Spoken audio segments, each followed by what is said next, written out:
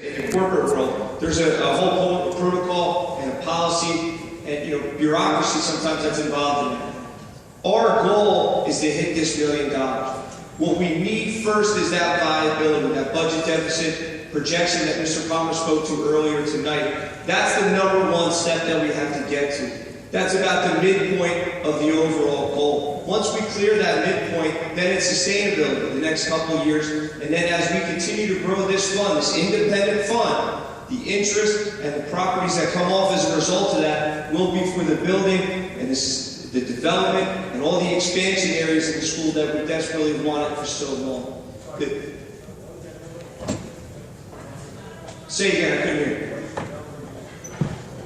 The number that Mr. Palmer spoke to, the projection deficit for next year right now is ranging between 400 and 600 based on the amount of enrollment that's coming in. So that number could be as low as 400, as high as 600, depending on the size of that freshman class. If that freshman class comes in at the 100 mark, that deficit is about $400,000. At this point, let's say 2 months we make 500,000. Would they take that as goodwill thing? Take the goodwill and say, all right, you guys are will you build whatever? Or does that be a little thing? Okay, that's a great question. The question was, for those of you that couldn't hear, if at the 60-day mark we're not there, what's the answer going to be? I can't give you 100% definitive yes or no at this point. And the reason for that is, like I said, the very first thing we have to clear is a projected hole for next year. I would have to say that first things first, we have to clear that. If we can clear that, all the other monies from that point forward are for sustainability and growth for the future to make sure that we don't ever get in this position again. Does that answer it? More important than the building is next year's budget. Say it again. More important than the building is next year's budget. Correct. So part of that $1 million that we're talking about is the first hurdle we have to clear is the hole in next year's budget. Okay, which is not $1 million. Thank you, Mr. Chairman. Thanks, Steve. I got Declan here. Let me get Declan going. I'm a part of the POT Bible Scholarship for the year show. Sorry, I'm trying to get away with the mic. I'm bad enough on my own.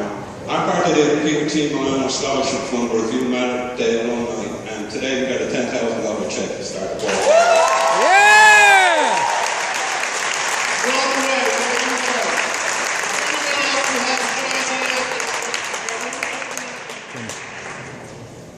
If you meet the number that you have to meet right now, will the diocese come back in?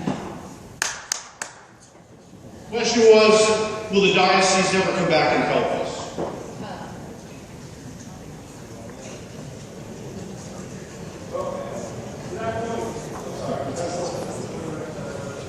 Every year, they have the bishops and youth, right? And they give us how they bring out the and some of it goes outside the country, some of it goes some other states. Why can't some of it come here? This is such a great question. I can't answer that question. That answer is significantly above my pay grade with what the diocese will and will not do with their money. What I can say is this with respect to the diocese. The diocese has affirmed and confirmed that the operations financially of Mater Dei Prep are the sole responsibility of Mater Dei Prep, and that the parish of St. Mary, it is up to them whether or not they can or are willing to subsidize. At this point in time, Mater Dei Prep needs to stand alone. It needs to stand alone. If we do this right, we don't need them.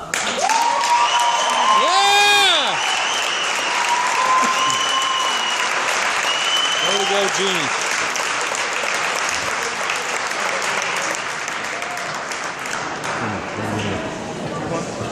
Just a follow-up question that I have. As a parent that's a child that's a freshman here, how do I know that we're not going to be in the same situation next year for the next semester? The question that was asked was, would Trenton pick up Mater Dei? So how do I know that I'm not going to be in a situation all over again? I mean, I have faith that Mater Dei will make it through the whole school year this year, but what about next year? We already started out with 400, 500,000 in the hole. We understand. We understand the, okay. Well, it's okay. The question was, you heard him, we're going to get through this year. I think you misunderstand. This money that we're raising is to get through next year. We're already good till June of this year. Okay, we're fine. The money we're raising, the 400,000 or whatever it was, 4 to 600, as Mr. Strappa mentioned, is for next year's anticipated budget gap, which I said again, went from 1.6 to 9, now we're looking at 4 to 6. So we're heading in the right direction. Trenton is not going to help us. We make $1 million or more, we cover the gap, and we've got 600 to 700 going into the next year. That's the plan. Yeah. Continue to build that going forward. So the idea is to have someday, if I'm getting this right, to have someday have $10, $20 million in that account, which can be used to do what we need to do here in modern day. Okay, Sharon, thank you for your question. All right, let's get just a couple more, and then we can Jim. talk to the one here, and I'll get Great job, by the way. I have 2 boys that are 3 and 5. I'm a seraph. I want them to be seraphs as well. Will you let me and other people start paying into their tuition now, guaranteeing that it's going to be their tuition they'll pay?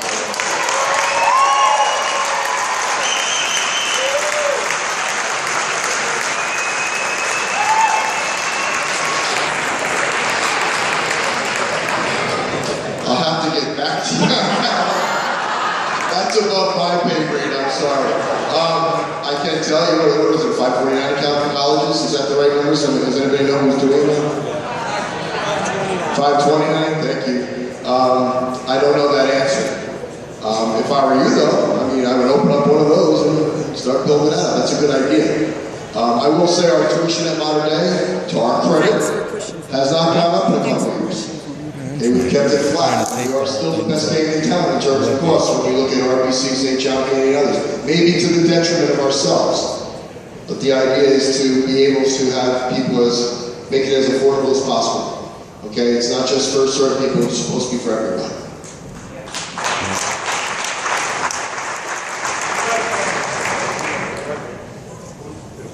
Hello, my name is Martin Dwyer, class of '84.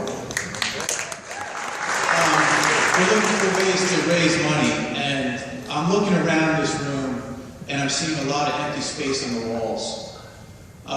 Right now, I presently live down South Jersey, and in Manahawkin, my kids go there, and what they do is they sell space on their walls. Anybody who's ever gone to a baseball game, you look in the back field, all along you see corporate sponsors everywhere, okay?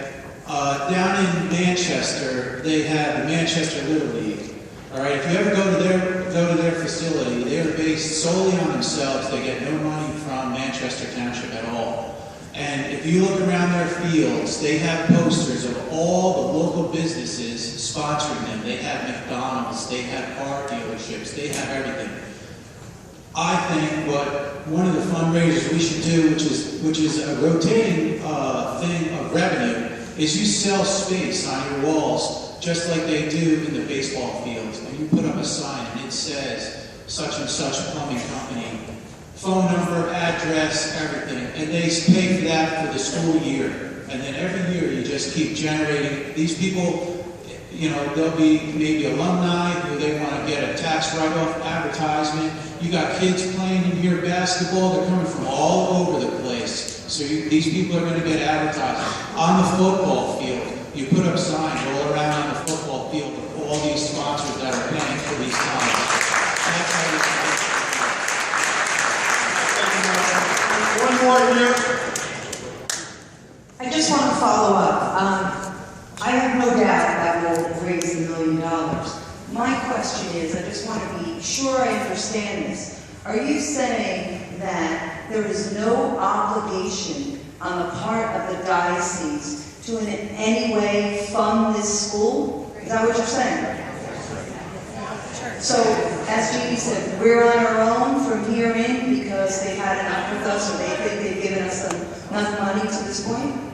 Okay. Thank you. So that was part of the problem. So, anyway, you know, our school leaders will be here in New York Current. You can talk to them. We have our team set up in the back to receive your information. I hope that everyone will drop off their contact information. Anybody who has a great idea will be contacted early next week to say, you know, we hear you, let's talk a little bit more about it. How can we work together on these things? So, I have to say, my wife Sharon back there, she'll get mad at me. She's great! Yeah! I got it in, baby. I got it in.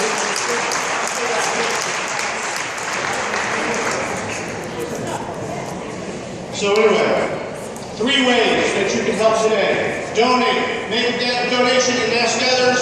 Volunteer. Help out with these projects either by leading or by being on the team, and spread the pride. Share your experiences about modern day, which our kids do so great. So all of these things are what are going to bring us forward. And hope that, you know, we are Seraphs and we will succeed. We are going to do it. Yeah! Give it up for Jim! Give it up for Jim Shaw! Thank you. All right, Jim! Great job! Two quick things before you run out. I'm too short. I've just been informed that the blue sheet that you have that's asking for your information is missing a line for your email address. Please, if you're handing that in, include it on there so you can be contacted. Secondly, the PTA just informed me that the high school students will be